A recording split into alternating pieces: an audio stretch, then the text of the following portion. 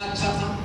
ایک طرف 24 لاکھ مربع میل کے بادشاہ اور مالک، قیصر و کسریٰ کے درباروں میں زلزلہ آ جاتا تھا. ان کا نام سن کر کے بڑی بڑی فوجیں، جنرل، کرنیل یہ تھرا اٹھتے تھے. عمر یہ نام سنتے ہی لوگ تھرا جاتے تھے. میرے بھائیوں، جب دمشق فتح ہوا، بیت المقدس فتح ہو گیا، ابو عبیدہ بن الجراح رضی اللہ تعالیٰ عنہ فوج کے کمانڈر تھے، انہوں نے فتح کیا.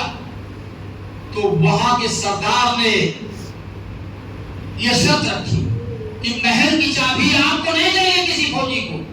آپ اپنے خلیفہ، اپنے سردار عمر کو بلاؤ، ان کو چابی دی جائے گی. بلایا گیا.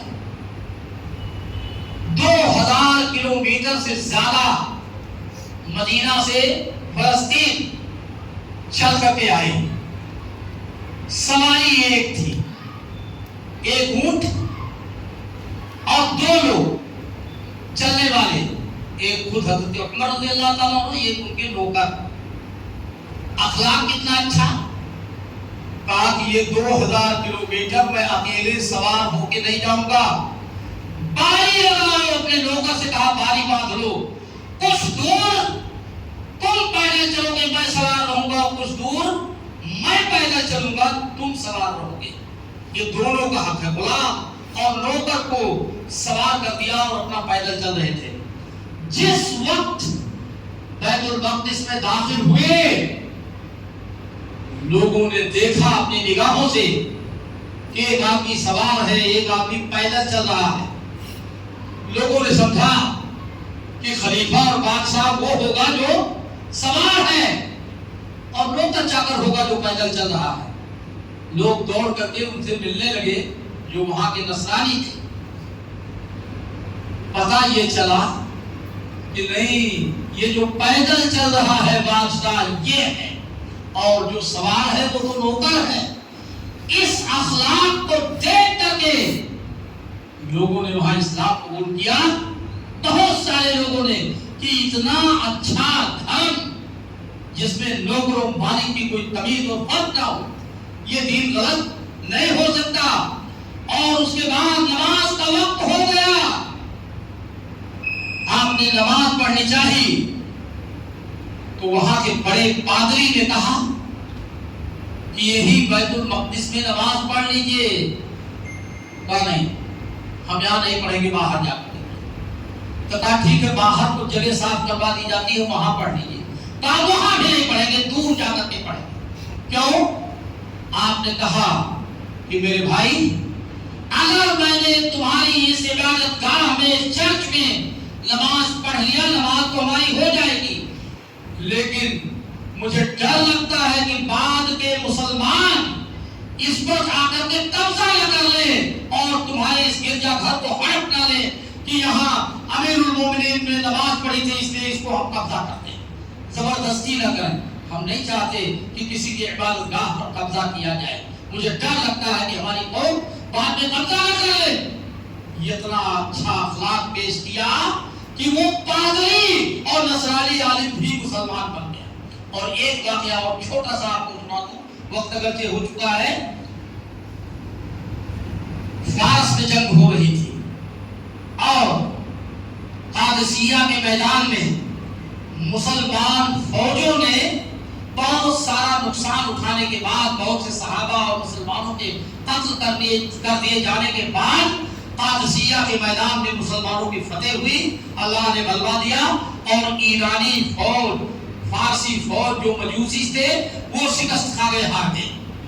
ان کا جو کمانڈر تھا ہرمزان، اس کو گرفتار کیا گیا.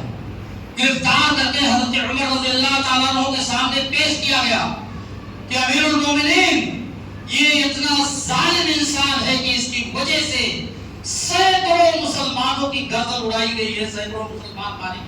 اس کو جو سزا چاہے وہ دیجیے. حضرت عمر رضی اللہ تعالیٰ عنہ نے اس کو موت کی سزا سنائی کہ اس کی بھی گردن کاٹ دو. اس آدمی نے کہا، فوجی کمانڈر تھا، مجوسی تھا، اس نے کہا کہ عمر، مرنے والے کی آخری خواہش پوچھی جاتی ہے، کیا نہیں پوچھو گے؟ کہا بولو تمہاری کیا خواہش ہے؟ کہا مجھے ایک گلاس پانی چاہیے، مجھے ایک گلاس پانی پلا دو، پھر میری گردن کاٹ دو۔ ایک گلاس پانی منگا کر کے دیا، ہاتھ میں لے لیا لیکن پی نہیں رہا ہے۔ حضرت عمر رضی اللہ تعالیٰ عنہ نے کہا کہ اے ہرمزان، کیا تو پانی کیوں نہیں پی رہا ہے؟ کیا موت سے ڈر رہا ہے کہ اس لیے نہیں پی رہا؟ کہا نہیں، موت سے نہیں ڈر رہا ہوں، میں فوجی ہوں، جنرل ہوں، سپاہی ہوں، موت سے ڈر نہیں رہا۔ تو کہا تب کیوں پانی نہیں پی رہے ہو؟ کہا اس لیے کہ میں سوچ رہا ہوں کہیں ایسا نہ ہو کہ جیسے گلاس منہ سے لگاؤں تھوڑا سا پانی پیوں، اسی پانی پیتے وقت آپ لوگ میری گردن کاٹ نہ دو۔ کہا میں وعدہ کرتا ہوں کہ جب تک تم یہ پانی پی نہیں لوگے تم کو نہیں مارا جائے گا۔ جب یہ وعدہ کر لیا بس فوراً ہرمزان نے وہ گلاس اٹھا کے زمین پہ پھینک دیا، پانی گرا دیا۔ کہا عمر، میدان جنگ میں تو آپ لوگ جیت گئے لیکن یہاں آپ ہار گئے۔ آپ نے وعدہ کیا ہے کہ جب تک یہ پانی میں پی نہیں لوں گا میری گردن نہیں ماری جائے گی، اور اب پانی رہا نہیں، میں کیسے پیوں؟ لاؤ پانی اٹھاؤ دوبارہ۔ حضرت عمر رضی اللہ تعالیٰ نے کہا کہ واقعی میدان جنگ میں تو ہم جیتے لیکن سیاست کے میدان میں گفتگو کے ٹیبل پہ ہم ہار گئے۔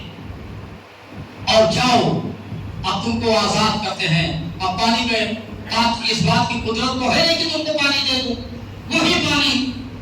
اب میں یہ نہیں چاہتا کہ تمہاری گردن کاٹ دوں اور دنیا میں یہ بات مشہور ہو جائے کہ عمر جھوٹا آدمی ہے، اس نے کہا تھا جب تک پانی پی نہیں لوگے یہی پانی تب تک گردن نہیں ماروں گا، اور بغیر پانی پیے ہوئے بھی اس نے گردن کاٹ دی۔ جھوٹا ہے آدمی۔ میں دنیا میں جھوٹا نہیں بننا چاہتا اور اپنے دین کو بدنام نہیں کرنا چاہتا۔ جاؤ تم نے جتنے بھی گناہ کیے ہیں جاؤ تم کو معاف کیا جاتا ہے۔ اس فوجی جنرل ہرمزان نے کہا کہ عمر، آپ لوگ میدان جنگ میں بھی جیتے ہو اور گفتگو کی ٹیبل پر میدان سیاست میں بھی آپ جنگ جیت چکے ہو، آپ یہاں بھی نہیں ہارے ہو۔ جو آدمی اتنا اچھا ہو کہ سینکڑوں مسلمانوں کے قاتل کو معاف کر دیتا ہو، وہ آدمی اور اس کا دین غلط نہیں ہوتا ہو سکتا۔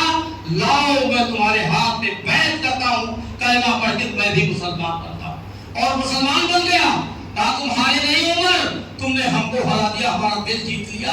اور ہرمزان جو فارسی فوج کا کمانڈر تھا وہ وہیں پہ مسلمان ہو گیا۔